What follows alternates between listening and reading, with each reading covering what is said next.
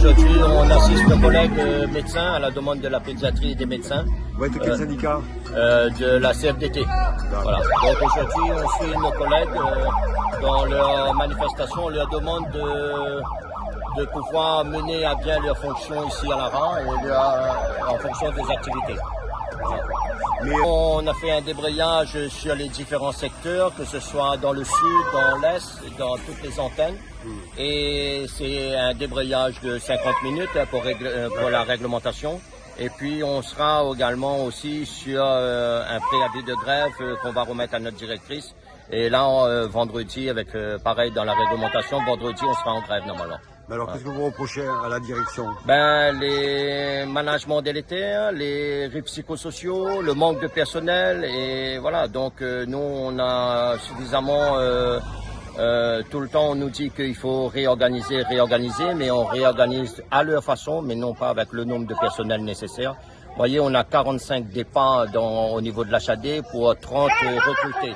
Donc il y a un manque de 16 ou de 15 personnes et donc on est obligé de faire le travail de nos collègues. D'accord. Voilà. Monsieur, vous êtes? Monsieur Savini Giovanni, donc je suis à Lara depuis 19 ans, délégué syndical CFTC. D'accord. Et là, vous me parliez tout à l'heure qu'il y avait des licenciements abusifs. Alors il y avait un projet de licenciement, donc il y a eu une externalisation d'un service, donc nous deux on faisait partie, les deux délégués syndicaux étaient dans le service.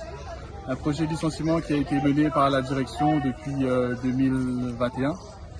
Aujourd'hui, l'inspection du travail n'a pas validé pour un des licenciements. Les autres procédures sont en cours. Nous sommes tous les deux actuellement en suspension d'activité rémunérée. Donc on attend de pouvoir reprendre le boulot aussi, de travailler. Et là, on se rallie à la cause des médecins. Parce que vous connaissez les problèmes qu'il y a, quoi. Là, oui, et après, voilà, il y a aussi la continuité de soins qui doit être assurée pour nos marmailles à La Réunion. Et du coup, là, on a de gros doutes sur ce qui peut être fait ou pas fait.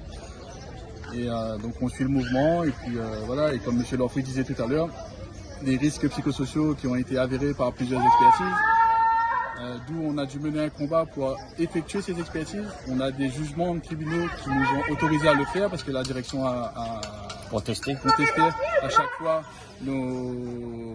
les solutions que pouvait apporter le CSE dans la matière. Donc nous, les seules solutions qu'on avait, c'était effectuer des expertises pour avoir une réalité sur ces APS ou pas.